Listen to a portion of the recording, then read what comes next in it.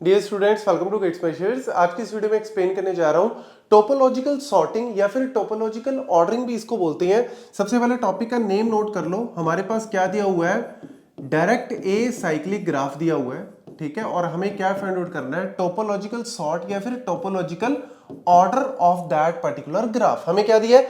Directed a cyclic graph, मतलब direction के साथ हमें ए साइक्लिक ग्राफ दिया हुआ है और मुझे टोपोलॉजिकल सॉर्टिंग या फिर टोपोलॉजिकल ऑर्डरिंग फाइंड आउट करनी है इस ग्राफ के अंदर। अब ये जो टॉपिक है ये आपका ग्राफ थ्योरी में भी, डेटा स्ट्रक्चर में भी, मतलब मल्टीपल सब्जेक्ट्स के अंदर आ जाता है। तो बड़ा सिंपल सा टॉपिक है, लेकिन आपको आना चाहिए क्योंकि इसके ऊपर जो है वो कॉम्पिटिटिव एग्जाम में क्वेश्चन आया हुआ है, तो इसीलिए आपको पता होना चाहिए। तो देखो, बड़ा सिंपल सा दो ही स्टेप है इसके। स्टेप वन क्या है कि अगर मुझे टोपोलॉजिकल सॉर्टिंग या फिर टोपोलॉजिकल ऑर्डरिंग फाइंड आउट करनी है, तो जो मेरा डैग दिया हुआ है, डैग मतलब डायरेक्ट ए साइक्लिक ग्राफ जो दिया हुआ है, उसमें सबसे पहले क्या करो? इन डिग्री फाइंड आउट कर लो। हर एक वर्टेक्स की इन डिग्री फाइंड आउट करो। क्या करो? हर एक वर्टेक्स की, for every vertex you have to find the in degree. In degree क्या होती है? अगर मेरे वर्टेक्स की तरफ कोई एज आ रही है मतलब वो इन डिग्री है, अगर उसकी तरफ नहीं आ रही मतलब वो आउट डिग्री हो जाती है। जैसे देखो सिंपल, P आपका एक वर्टेक्स है, इसकी तरफ कितनी एजेस आ रही हैं? इसकी तरफ तो भैया कुछ भी नहीं आ रहा, इससे बाहर जा रही है, तो आउट की तरफ है, इन की तरफ कोई भी नहीं है, तो इन डिग्री क्या होगी? 0।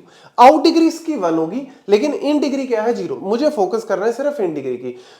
आर की तरफ कितनी एजेस आ रही है? भैया आर की तरफ कोई भी एज नहीं जा रही है, बट मैंने पहले ही बता रहा है जो जा रही है वो है आउट डिग्री, उसको छोड़ दो, सिर्फ इन डिग्री पे फोकस करो। क्यों? देखो, क्यू की तरफ कितनी आ रही है? 2 आ रही है। क्यू की तरफ कितनी आ रही है? 2 आ रही है। ये दो तो जा रही है, लेकिन आ कितनी रही है? 2 आ रही है। कितनी आ रही है? 2, यानी वो आपकी इन डिग्री होगी। बस। एस की तरफ कितनी एज आ रही है? एस की तरफ सिर्फ एक एज आ रही है। वी की तरफ कितनी एजेस आ रही हैं? एक आ रही है। यू की तरफ कितनी एजेस आ रही हैं? एक आ रही है। टी की तरफ कितनी एजेस आ रही हैं? एक आ रही है। तो यानी आप सबसे पहले फाइंड आउट कर लो in degree of all vertices, मतलब ग्राफ के अंदर जितने भी वर्टिसेस हैं सबकी इन डिग्री फाइंड आउट कर लो। कर लीजिए, बड़ा सिंपल सा स्टेप है। दूसरा क्या है? डिलीट कर दो वर्टेक्स, डिलीट कर दो वर्टेक्स विद इन डिग्री 0, मतलब वो सारे वर्टेक्स को डिलीट करो जिनकी इन डिग्री क्या है? 0। तो कम से कम एक वर्टेक्स तो आपके अंदर होगा, क्योंकि ए साइक्लिक है, एक वर्टेक्स तो कम से कम ऐसा होगा ही जिसकी इन डिग्री 0 हो सकती है। मल्टीपल भी हो सकते हैं, बट कम से कम एक तो होगा ही, क्योंकि ए साइक्लिक है, साइकिल तो है ही नहीं। यहां पे हमारे पास तो दो है, लेकिन कोई बात नहीं, आप कोई भी एक चूज कर सकते हो। अब यहां पे ये भी आपका दिमाग में कहीं ना कहीं आएगा कि सर यहां पे तो 2 है, तो हम पहले किसको ले?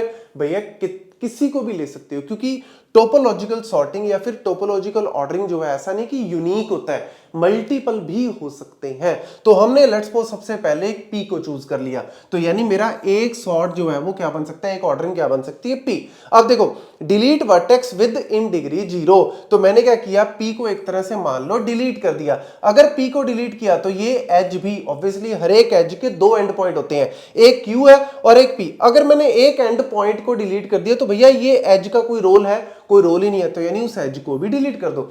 Delete that vertex, corresponding edge भी ऑटोमेटिकली डिलीट होगी। तो आप इसको लिख सकते हैं delete vertex with in degree 0, corresponding जो उसकी एज है उसको भी आप क्या कर दो? डिलीट कर दो। तो उसको भी, वो तो ऑटोमेटिकली आपकी लिखने की जरूरत ही नहीं, ऑटोमेटिकली डिलीट हो ही जाएगी। हो गई जी। अब देखो, दोबारा से फिर फाइंड आउट कर लो। जब मैंने इसको डिलीट किया तो क्या फर्क पड़ा? इसको डिलीट करने के बाद ये कुछ चेंज नहीं हुआ, ये कुछ चेंज नहीं हुआ, ये भी कोई चेंज नहीं, ये भी कोई चेंज नहीं, बट इसकी इन डिग्री क्या हो गई? 2 से क्या हो गई? 1 हो गई। 2 से क्या हो गई? 1 हो गई। कोई बात नहीं, अभी भी 1 तो है ना, ऐसा तो नहीं है कि 0 नहीं, अभी भी मेरा 1 है। तो देखो यहां पे बाकी बचे हुए में एक तरह से आप कह सकते हो स्टेप 3 क्या है आपका? रिपीट स्टेप 1, मतलब रिपीट कर लो। दोबारा से रिपीट किया तो फिर मैंने देखा इन डिग्री बस इसकी 1 हुई है, बाकियों की एज इट इज है। उसके बाद देखो सिर्फ एक वर्टेक्स ऐसा है जिसकी इन डिग्री क्या है? 0। कौन सा है? आर। यानी आप अगेन क्या करो? वही same, delete that vertex corresponding edge, तो डिलीट हो गया। डन जी।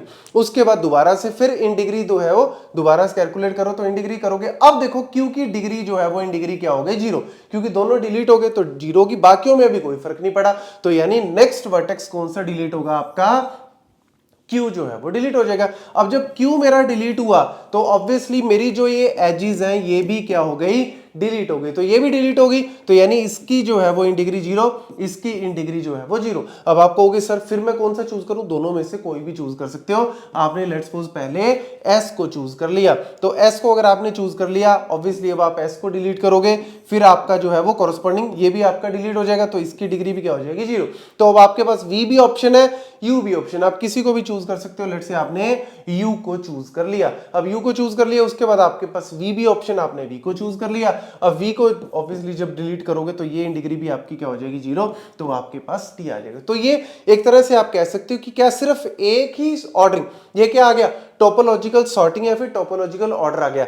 तो क्या ये एक ही आएगा, नहीं, अभी मैंने आपको बताया मल्टीपल आपके सामने बन रहे हैं, तो यूनिक नहीं होता, बट ये इसमें क्वेश्चन आता है वैलिड वाला, कि क्या आपको जैसे ऑप्शन में दे सकते हैं, 4 ऑप्शन दे देंगे, उसे पूछेंगे कि कौन सा इनमें से वैलिड सीक्वेंस पॉसिबल है या वैलिड ऑर्डर पॉसिबल है, तो ये one of the valid possible है। और कौन सा बन सकता था, ऑब्वियसली आपके दिमाग में आएगा सर सबसे पहले आप R से स्टार्ट कर लेते, तो अगर आप R से स्टार्ट करते उसके बाद आपका P आ जाता, बाकी जो है वो आपका ये वाला कहीं ना कहीं एज इट इज बन जाता।